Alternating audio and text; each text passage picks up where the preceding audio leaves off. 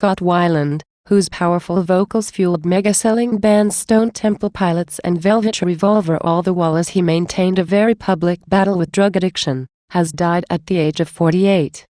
A statement on Weiland's social media pages indicated that he died in his sleep Thursday night in Bloomington, Maine, while on tour with his current band. Musicians such as Dave Navarro, Travis Barker and Mike Mills of R.I.P took to Twitter to express their condolences. Scott Weiland is shown performing with Velvet Revolver in June 2004 in Atlantic City, New Jersey. Jeff Fusco / Getty Images. Weiland fronted the band Stone Temple Pilots, formed in San Diego with brothers Dean and Robert DeLeo and Erik Kretz. While sometimes overshadowed among critics by the likes of Nirvana, Pearl Jam and Soundgarden, the band was a stalwart presence on alternative and rock radio in the 1990s.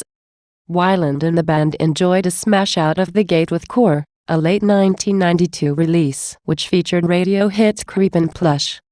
The album was certified 8 times platinum, 1 million in sales in the US on stage and on the publicity circuit. Weiland was a charismatic and engaging figure. But even as the group achieved success in its early days unthinkable for even veteran bands, Weiland later said, he began taking heroin partly out of feelings of unworthiness.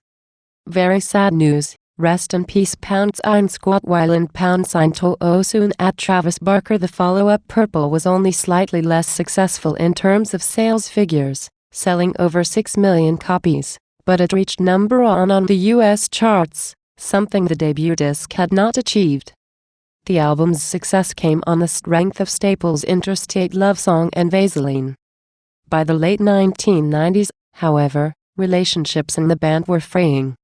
Weiland released a solo album in 1998, 12 Bar Blues, with the others forming a side project. Weiland often found himself receiving unwanted publicity, in the form of multiple arrests and stays in rehab.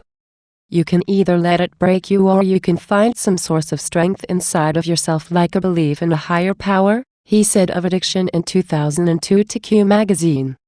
STP would reconvene for 2 more releases, but appeared like they might done for good after 2001's Shangri-La Dee-Da.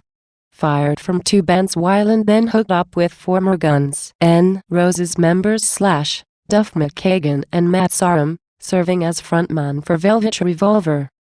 Their subsequent debut album Contraband was one of the best-selling rock albums in an era where CD sales were on the decline and illegal downloading on the rise. The album sold over 250,000 copies in its first 4 days of release, and finished with over 4 million in sales in the US alone.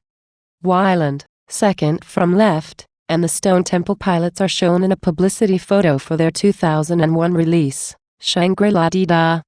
Kevin Winter / Getty Images. Velvet Revolver released a follow-up 2 years later, Liberated, which Weiland claimed to the Daily Mail was the first record I've made in years where I haven't been shooting dope or smoking crack.